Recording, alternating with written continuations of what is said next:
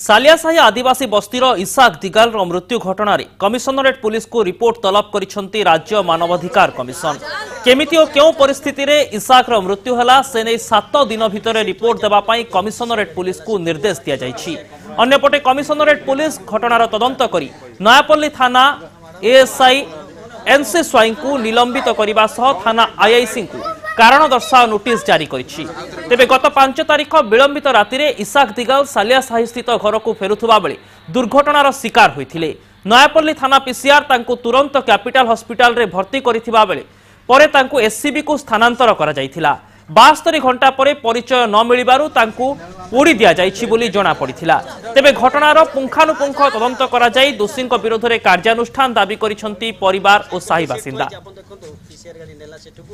मंगला थाना रे सर मो पो डेड बॉडी आपण कहिले ताले डेड बॉडी कोठी अछि से कहले डेड बॉडी आम चारिड माने अलरेडी से मेसेज करिचु तापर किछि रिप्लाई नाही आम पड़ी देलु तार प्रमाण कोन सर ना आम फोटो दीटा मात्र उठेचु गोटे शिक्षित दुनिया रे आम मानकर न्याय किछि मिली पारनी जो माने दोषी इन्वॉल्व अछंती से माने कठोर दंड हेबा दरकार। टोटली इन्वेस्टिगेशन हबो से काहे कि मीडिया रे न देई कि से कहउचते आमे पड़ी देलु काहाकू जणैथिले किए अधिकार देला तांको पड़िबा में से आईआईसी आ हमर जे जे नेइथिला केस से जो इन्स्पेक्टर भित्रिया ताकू निलंबित करबा दरकार सेटा हमर होउची दाबी। एसआई गोटे निलंबित हबो काहेकि हबो तार भी कोन भूल निश्चित भाव में यार माने दृढ़ कार्यानुष्ठान हवा दरकार ये तदंत आगु को चलवा दरकार यार बापा माँ जो परिवार बापा माँ निश्चित न्याय पाइबा दरकार।